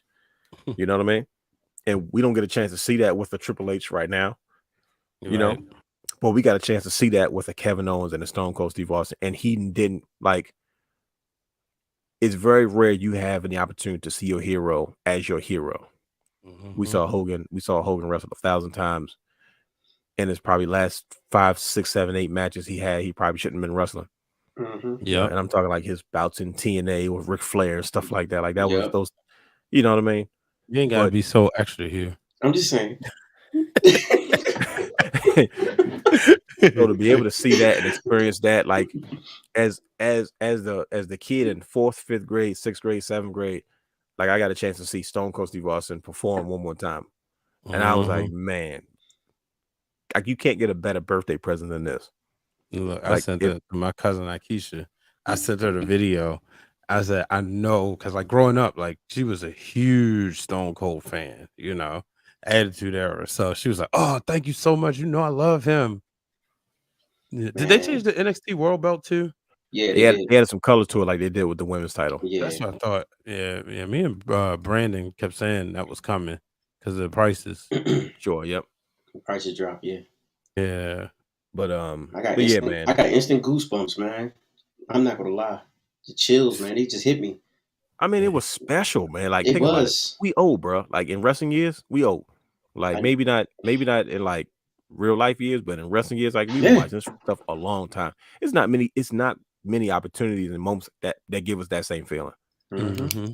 And we're older now not because of our age, but we've seen everything. You ain't gonna pull no wool over our eyes. That's why I say you're not gonna convince me something's great because I've seen what greatness looks like. Right. So like that's why I don't always get along with other wrestling promotions because they swear they're everything, and I'm like, no, I've seen everything before. Like you're not gonna convince me what you're doing is great when I've seen what great looks like. You're not gonna tell me and that's why I'm very critical with certain stuff. I'm like, yo, you're not gonna convince me this is the greatest thing. I know what great looks like. I'm gonna say it again, right? And to be at this point of our wrestling fandom, at this point in our lives, and say, man, I've had that feeling, like you said, to say, yo, I just got chills. Come on, man, we watching television. Right. And y'all giving us those type of moments in this crazy world with all the stuff going on these days. Come on, man. It makes you appreciate what Vince has always felt professional wrestling should be. Yeah. Feel good moments that you can build on, moments that draw, moments that last a lifetime, moments that live in our heads rent free. Because WrestleMania, for the first time in a long time, and I'm gonna drop the mic on this, it made me forget about everything else in professional wrestling that was going on. And that's a very rare thing to do because they gave me 2. Like I finished night 1 and said, I can't wait to come back tomorrow night. Right. Yep. And I was like, man, this, I didn't know how I felt about the whole WrestleMania being on 2 nights. I said, oh no, this is a thing, man. We got to keep this up. I love it. We got to keep this up. But man, I couldn't be more grateful for what they gave us. Even I know we didn't talk about it too much, but Johnny Knoxville, and his crew versus Sami Zayn. These guys, Sami Zayn is if he can make Johnny Knoxville entertaining. First of all, Johnny Knoxville, anybody that watched Johnny Knoxville 9th Generation grew up on his content and what he's given us. It was hilarious. Like he made me go back in time. Like I felt like it was 99, 2000, 2001, all over. And I was like, man, like I really got this show mixed in with WrestleMania. Like that's what it felt like. Like I felt like I got a chance to watch him do what he does live instead of on MTV or MTV2. And I was like, man, Sami Zayn is that good that he could take a joke match or a match that's meant just to be fun, and he gave us the break we needed that night. And it kept us on our feet. And it was one of the best matches on the card, not because of what they did in the ring and stuff. It was entertaining. That's what it was meant to be. They didn't just give us a fluff match where you say, okay, bathroom break match. We always crack jokes about bathroom break matches, right? Right. They didn't give us that because they said we want you to enjoy the entire show, and you may need a break for some of the action. So let's give you something a little more lighthearted that you can enjoy. Wee Man body slamming Sami Zayn. Right.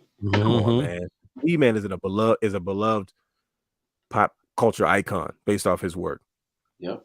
And he said that first of all, he came out the bottom of the ring. He put the paws on Sami Zayn, and then he gets in and he body slam. I said, come on, man, this is everything that it's supposed to be.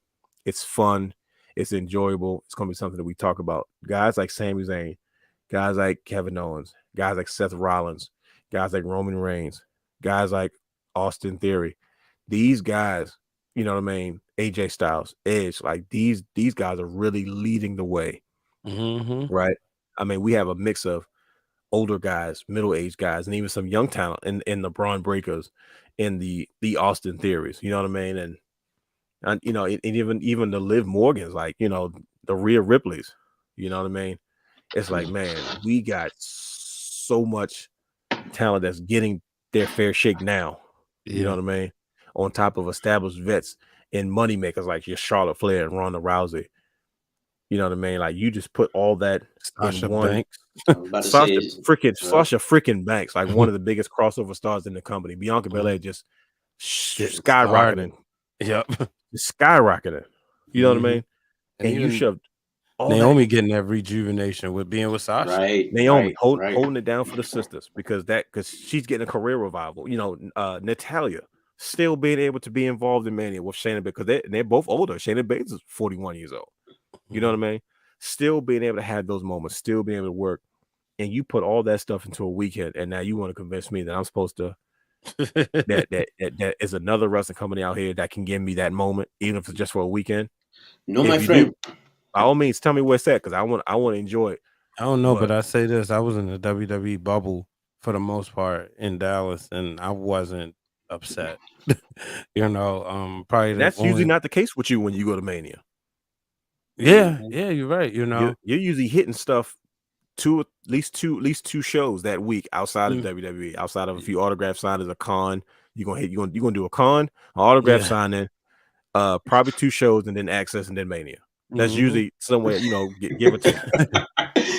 That's exactly what you're give or take. Yeah, you know, but yeah, I was pretty much in the bubble, you know, between, you know, obviously working, but doing.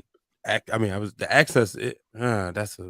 Now it's the Access Superstore, so you got to pay like $10 to get in and to the store, but then you got to pay like either $20 to do the ramp or $20 to do the Undertaker's thing. So like that part's fundraiser. that part's kind of annoying. But you know, I was working, so I ain't had to do none of that.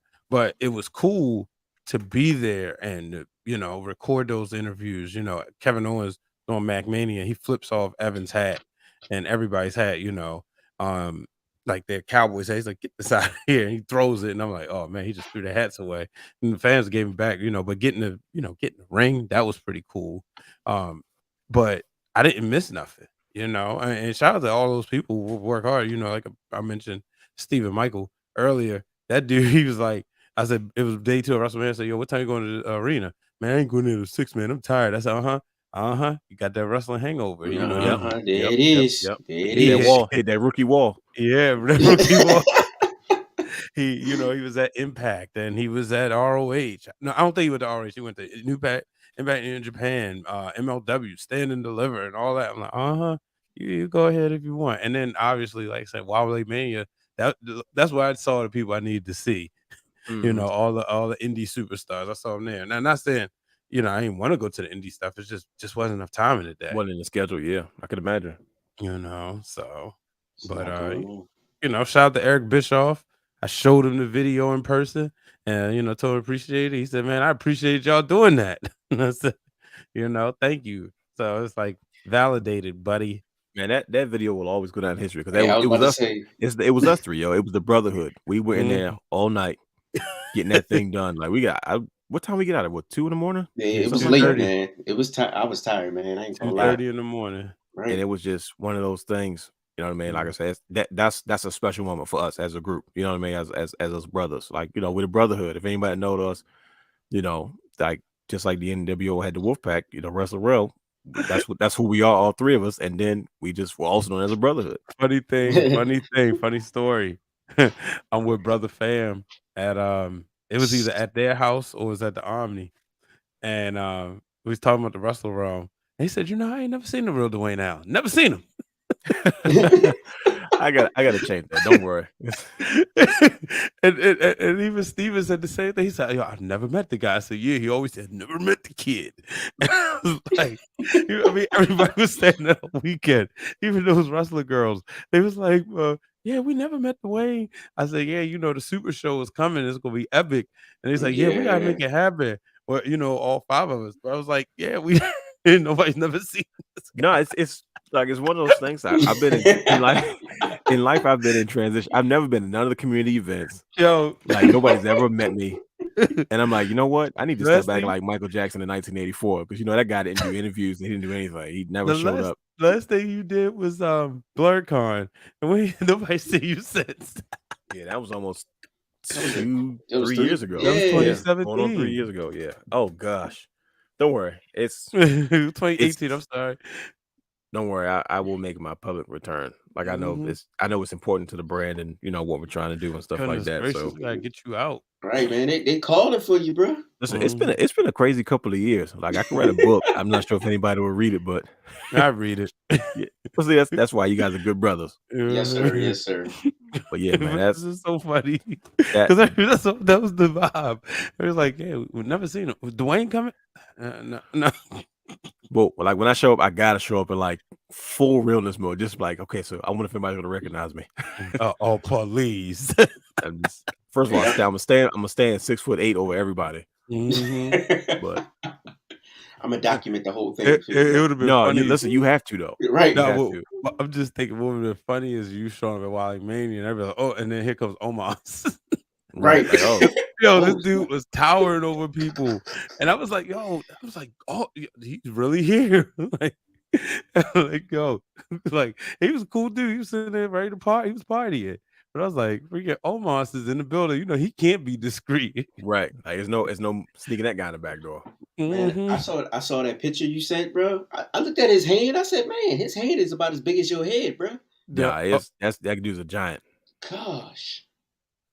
You talking a giant? Oh hell no! Hold on, yo. Uh-oh. What do you got to go back and look at it? I'm about to. I'm gonna share this. Freaking Ron Hunt, yo. Boy, here we go. Hold on, let me see if I can. We're gonna put this on the air. Uh-oh. This is now I ain't watched the whole thing yet, so you should have ended the show 10 minutes ago. You should have, but you didn't because. Let's see. Yeah, share tab audio. Yo, stop. Hey, stop. It's a rare condition. Hey. This is from Wally Mania. Love and tradition of the grand design. Some people say it's even harder to find. That's unreal, yo. There must be some magic clue inside these gentle walls. 'Cause all I see. Hey. Oh man. Hey, yo, why would he do that? It's so fitting though. It makes sense. It is. Yeah. I was like, I definitely just ran this on air. That's hilarious. Shout out to Ron Hunt. We talking about video work. That was good stuff. Mm-hmm. Oh man. But yeah, that was hilarious. Oh boy. Yeah, I was like, wait a minute. What was this? This was early. I'm glad I wasn't in this one. I was already on the floor. Because I got there before Shane Taylor's promotions. And I remember seeing because that's the first time I seen Ron in person. We talk all the time. I was like, hey, what's up, bro? Nice to finally meet you. Oh boy. Yeah, even saw Street Profits there early. But yeah. Oh yeah, you did say you were there. Yeah, that was fun. But yeah, let's get out of here because I got stories that can't be on the air. Yeah, man. Listen, before we go, man, definitely shout out to Brian H. Waters, man. You did a heck of a job.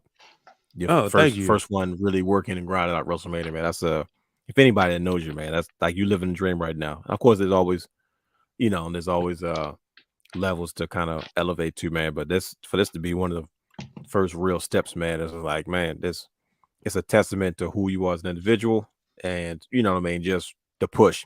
Like, you talking about a guy who used to get made fun of for this kind of stuff. Now he's getting paid to do it. Hey, like if there was 2 words for you, you know, like, come on, man. Like, we come from that cloth. Like, all 3 of us are cut from that cloth.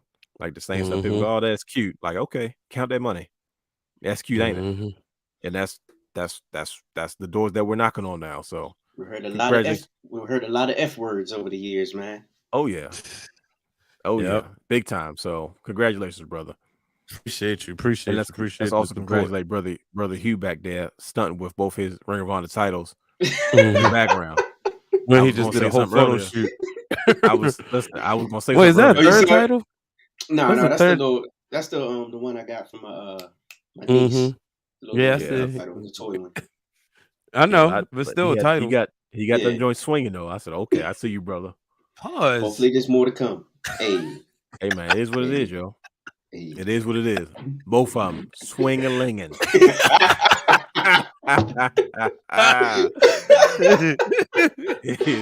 is what it is. Hey.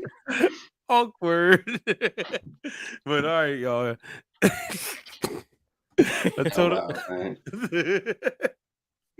Until next time, make sure you follow us at Wrestling Wrealm. I won't be here next week because I gotta go out of town again. So it's up to these brothers to hold it down if they feel like it. So you think we should do one next week, Hugh? Hey, we can. We'll discuss it. We might do it. It depends on what's going on. All right. We'll talk about it off the air. Along with all these other time, stories. We out. Peace.